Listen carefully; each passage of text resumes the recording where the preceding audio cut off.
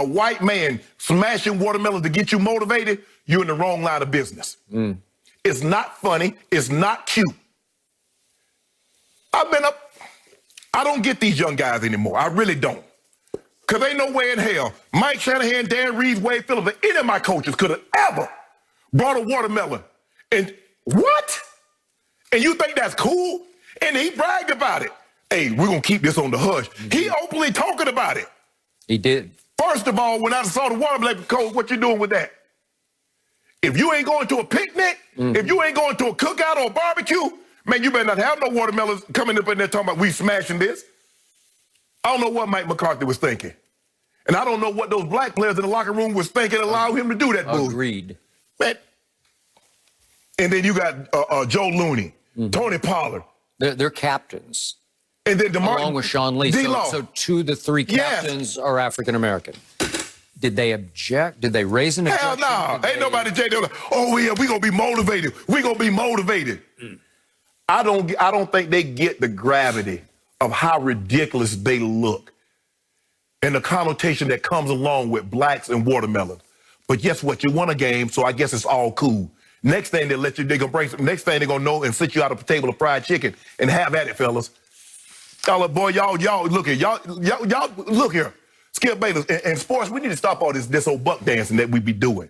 I'm so disappointed in the black players for the Dallas Cowboys that they would allow this to happen. I'm so disappointed. This ain't about no motivation. Do you get what they done? They used to throw watermelons at black people. And y'all out there, y'all think it's cute. You up there smashing it. I bet and D-Law probably hit it about 5 or 6 times too. That was the one with Dalvin Cook's face. He probably hit it 5 or 6 times. Little do they know. Little do they know what they think. Is that the point? Do they know?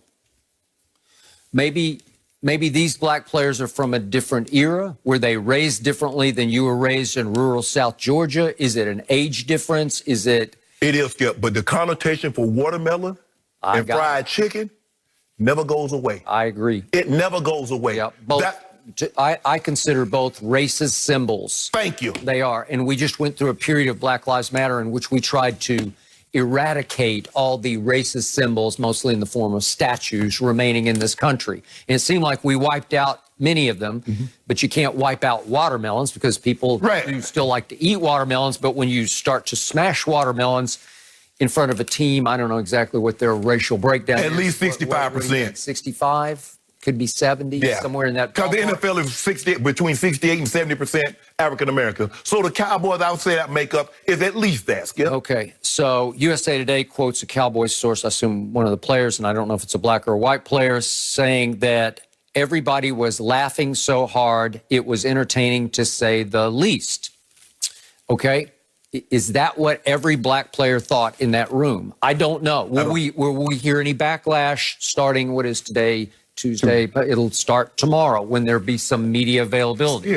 Will any of the black players stand up and say, you know what, that was out of line? Think about how many people used to laugh when the comedians dressed up, the white comedians dressed up in blackface. People were laughing. Just because someone laughed, that don't mean it's okay. Obviously, I don't believe Mike McCarthy intended this as some sort of racist slight. He'd be out of his mind. But he also was very insensitive to what that stands for when you have a team that's 65, 70% black. Exactly. Right? So it was his brilliant idea to take the watermelons on the team plane, because you can't get watermelons right now up in Minneapolis because they're not in season, obviously. So they cart them up there in the team plane, and he found a sledgehammer that would work to smash. And it's a little bit of a playoff. I don't know if McCarthy knew that comedian Gallagher back in the 80s, he used to end his act, or I don't know, I never watched his act, but he would smash watermelons, right? And McCarthy said he was a little concerned. The hotel was very concerned because it's going to make the biggest mess in whatever meeting room they were in. But he said we were very efficient and we had quick cleanup of it, and it worked. And it obviously worked for them on the field because they did come out and play their most inspired football of the season, which isn't saying much, but they did. Well, if it takes someone doing something insensitive, racially insensitive to motivate you, hey, I guess, do you? And we didn't talk about this, but he also tried another sort of motivational strategic tactic, which was called across the hall. And I'd never heard of these kind of sessions exactly this way, where everybody traded sessions, where the receivers went over to the cornerbacks coach, whoever's coaching the DBs. Yes. And, everybody mixed and matched meeting rooms. Well, that's what Coach Belichick did so well with Tom Brady. He's telling you what that's one-on-one. Right. That was basically the defensive coach telling the quarterback what to look for. I'm surprised that more players, because if I line up here, I'm always asking the corners and safeties, if I line up here, tell me what you think I'm running. If I line up here, if I do this, okay, they were like, well, Sharp, why did you do this? Well, if you line up here and I'm looking at the front, I know you're in this coverage. I got it.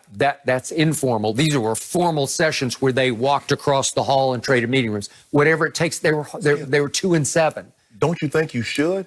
Yep, you should do that on your own. Thank you. I got it. But this was a tactic I'd never really, in all my years covering pro football, I'd never heard of that before. Obviously, Belichick would counsel Brady, right?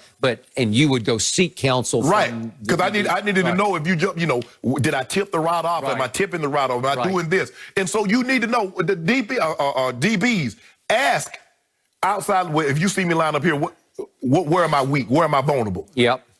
So McCarthy was asked yesterday, so are you going to try the watermelon motivational tactic again before Washington, which comes on Thanksgiving, so it's coming immediately here. And he said, that's a great question. We'll see, blah, blah, blah. Well, I'm hoping after what you just said that he nixes that idea. They need to be done with the watermelons. Yes. Unless they're eating it for a picnic or cookout. Yeah. Well, the point is that I would hope that Washington in and of itself would be enough motivation.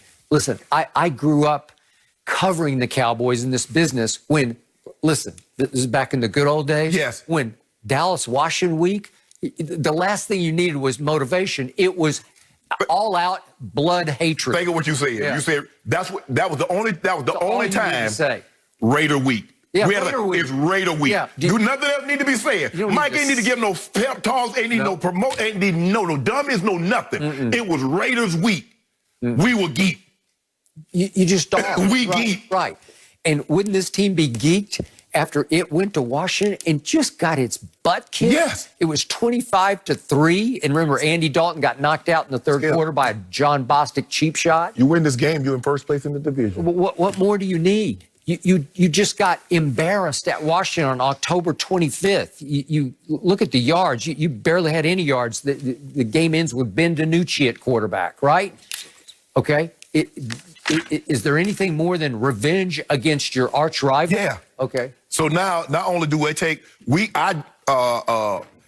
set you back, because now I've got 4 wins. I'm in first place. I got to set you back 1. So I'm sitting pretty. And I still got Philly, and I still get the Giants. So that's all the motivation I need. Skip, that's your arch rival. You can say the Giants and the Eagles and all that, Skip, but we know who it is just because of the names alone. It goes. Okay, so above and beyond your issues with the racist connotation. Yes. Why was Mike McCarthy gloating about this? Yes. I've been doing this for a long time, and I knew I had to come up with something. You were That's what you came. Think about it. Let that sink in, Skip. That's what he came up with. Of all the time he's sitting around. I got to get these guys motivated. Not a speech by Rockney. Not by some army general. Like a motivation. Yes. Yeah.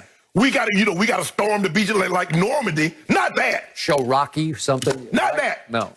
Let me see. Let me get about 7 or 8 watermelons. Take them to Minnesota. Get a couple of hammers and ask the guys to smash them. And then I'm going to get the black guys.